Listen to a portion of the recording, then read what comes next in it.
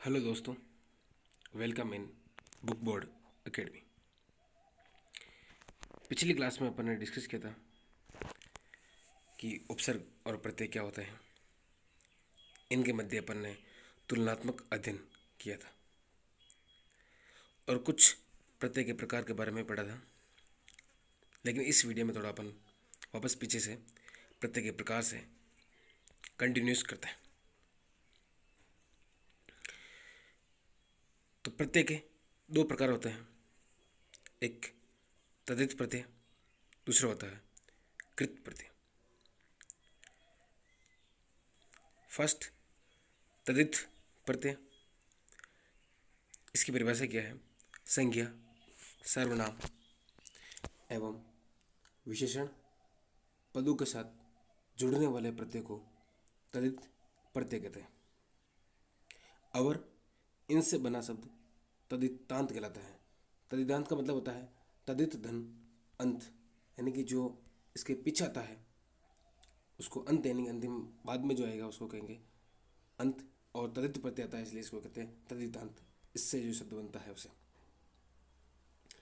जैसे एग्जाम्पल देते हैं अपन, अपना धन्ना अपनाना, छात्र धन अ छात्रा, लोहा धन आर लोहार, सोना धन आर सोनार, चिकना धन आहट चिकनाहट।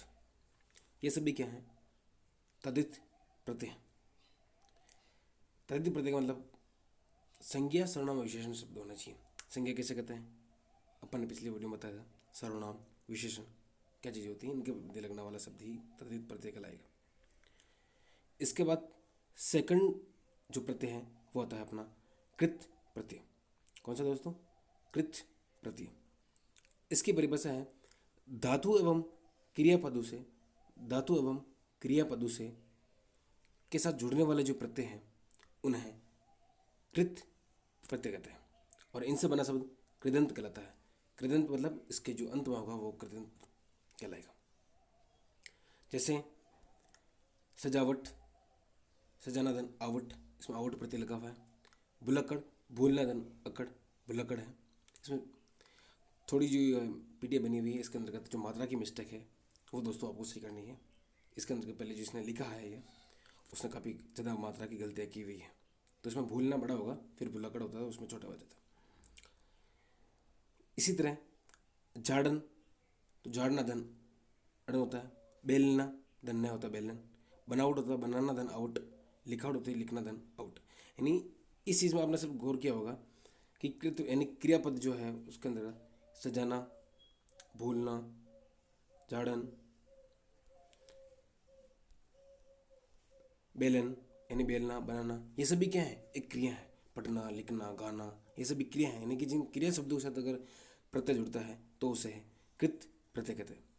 जैसे एक प्रश्न है, निम्न शब्दों में असंगत पहचान, यानी लिखाई, पढ़ाई, चटाई और मिठाई। अब इसमें आपको लग रहा होगा कि सभी में एक ही प्रत्यय लग रहा है, ई सबके पीछे आ रहा है, आया ई प्रत्यय लग रहा है। लेकिन इसमें क्या है कि लिखना, पढ़ना और चढ़ना ये तीनों तो क्या है? क्रिया हैं। लेकिन मिठास जो है ये क्रिया नहीं है। तो इसके अंदर का सबसे अलग होगा मिठास। अब कुछ स्पेशल विशेष प्रत्यय, स्पेशल प्रत्यय की बात करें अपन तो इसमें 8 तरह के ये स्पेशल प्रत्यय हैं।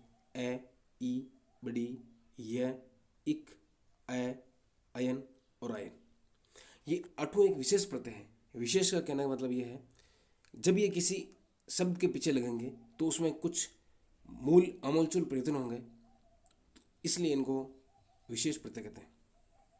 जैसे उपर्युक्त 8 प्रत्ययों के कारण, उपर्युक्त 8 प्रत्ययों के कारण मूल शब्द के प्रथम वर्ण में जुड़ा स्वर निम्न अनुसार परिवर्तित होता है। यानी कि ये जो 8 प्रत्यय जिस शब्द के पीछे जुड़ेंगे, जो मूल शब्द होगा, इसमें मूल में मूल बड़ा आएगा हमेशा, ध्यान रखना। मूल शब्द के प्रथम वर्ण में जुड़ा जो स्वर है वो किस प्रकार परिवर्तित होता है वो अपन देखते हैं निम्नानुसार।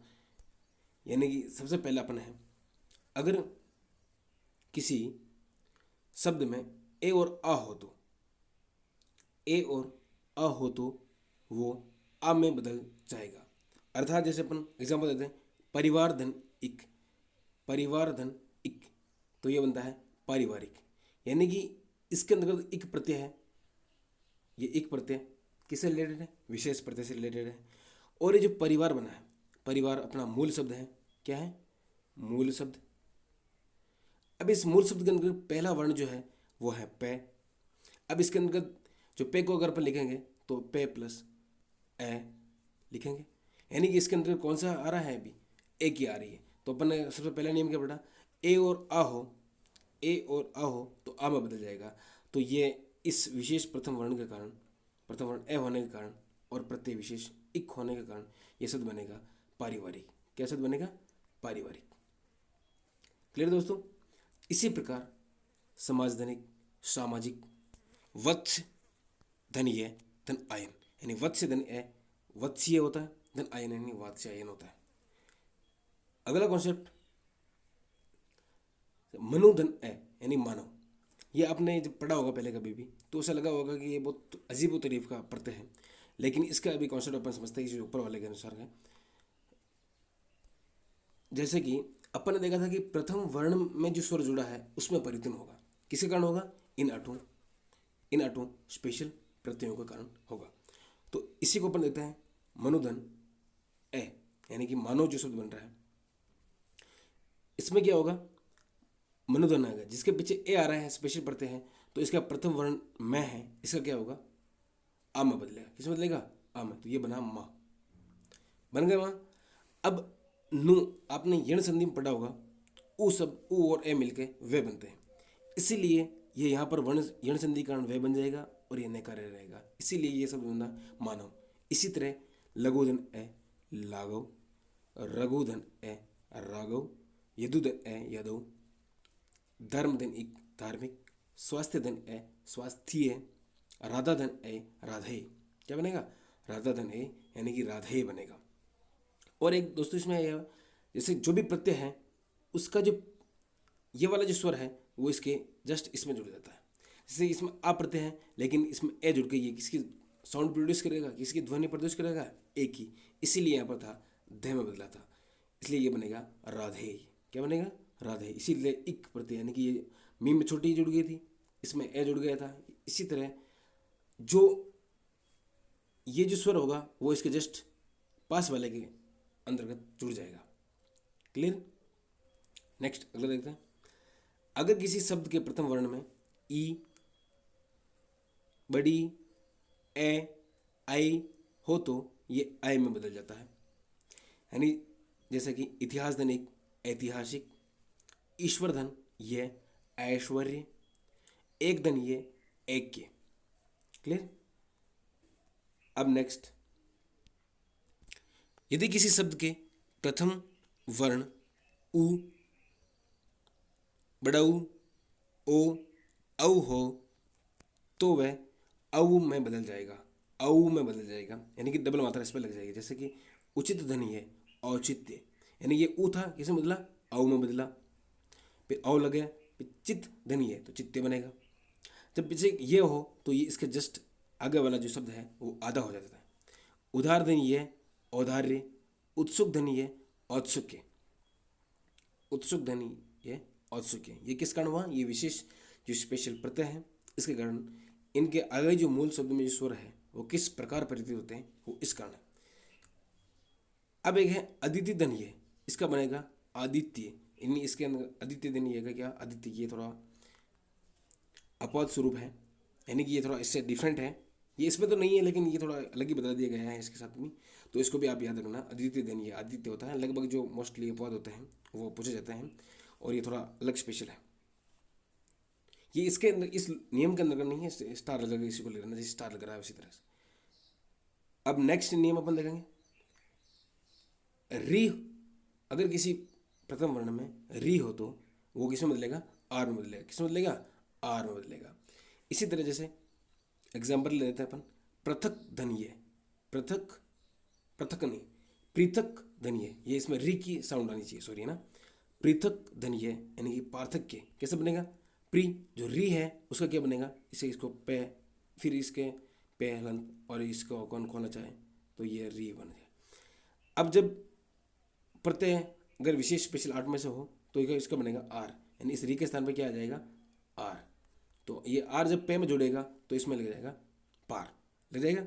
अब रे आधा हो जाएगा तक के, यानी कि जो ये क्या है ये आधा हो जाएगा, इसमें जुड़ जाएगा, यानी कि पार्थक्य क्या बनेगा, पार्थक्य। आर जो साइलेंट है वो आधा रहेगा और ये बन जाएगा पार्थक्य। इसी तरह प्रीथा धन ए, पार्थ्य क्या बनेगा, प्रीथा धन एगा पार्थ, पार्थ ये नहीं पार्थ ए जुड़ा होगा। गृह धन ये कब बनेगा, गारस्व, गृह धन ये, क्लियर। कुछ शब्द हैं जिसका अपन को प्रत्यय पता करना है या फिर उसका प्रत्यय लगा कर लिखना है, जैसे वाल्मीकि धनी, वाल्मीकि बनेगा। दशरथी का अगर अपन करेंगे तो दशरथ धन ई, निपुण धन ये का करेंगे तो नैपुण्य बनेगा। दीति धन ये देती, आश्रित धन अतिथि, सॉरी अतिथि धन ये आतिथ्य। उपनिवेश धनिक औपनिवेशिक, उद्योग धनिक औद्योगिक, योग धनिक यौगिक, पुरुष धन ए पौरुष क्या बनेगा, पौरुष। ये था लगभग अपन का सभी प्रत्यय और उपसर्ग के बारे में। और इनमें से मेनली आपको लग रहा होगा कि उपसर्ग अपन ने तो जो कोई बुक आपने रेफर की होगी उसके अंतर्गत बहुत सारे पढ़े हैं, इसमें किसी 22 थे, किसी का और 22 थे, किसी के 24 थे, यानी कि ये मेनली जो अपन पढ़ा है वो सभी उपसर्ग अब इतने हैं लगभग 88-90 जो 88-90 जो उपसर्ग हैं। अब उन सभी को तो अपन याद नहीं रख सकते, लेकिन अपन ने इसका बेसिक्स कॉन्सेप्ट क्या है वो समझा है कि उपसर्ग कैसे होगा, प्रत्यय कैसे अलग होगा, यानी कि अपन को सबसे पहले मूल शब्द छांटना है। और हमेशा जब कोई संधि विच्छेद होगा तो उसमें 100% उपसर्ग होगा, प्रत्यय नहीं होगा। यानी कि कभी उपसर्ग हो भी सकता है, नहीं भी हो सकता, ये लेकिन उपसर्ग और प्रत्यय की बात करें तो उसमें उपसर्ग ही होगा, प्रत्यय कभी संधि में काम नहीं आता। क्लियर। तो ये अपन ने प्रत्यय इसके बात की थी और एग्जाम में ऐसे ही पूछा जाता है। और कुछ पढ़ाई से रिलेटेड बात, कल जो मोदी जी ने देश को जो एड्रेस किया था, संबोधित किया था, उनमें उन्होंने बताया था कि जो आपदा है, जो भी आपदा आई है, वैश्विक आपदा है, इसको अपन ने किस तरह अवसर में बदला है। यानी उन्होंने ये भी चीज़ बताई थी कि पहले भारत में एक भी पीपीई किट प्रोड्यूस नहीं होती थी, कुछ मात्रा में ही N95 मास्क बने थे। यानी N95 का मतलब होता है कि ये 95% प्योरीफिकेशन कर सकती है, फिल्ट्रेशन कर सकती है। लेकिन पहले नहीं बनते थे, लेकिन इस आपदा ने हमको अवसर प्रदान किया और भारत में लगभग प्रतिदिन 2 लाख पीपीई और N95 मास्क का प्रोड्यूशन होने लग गया।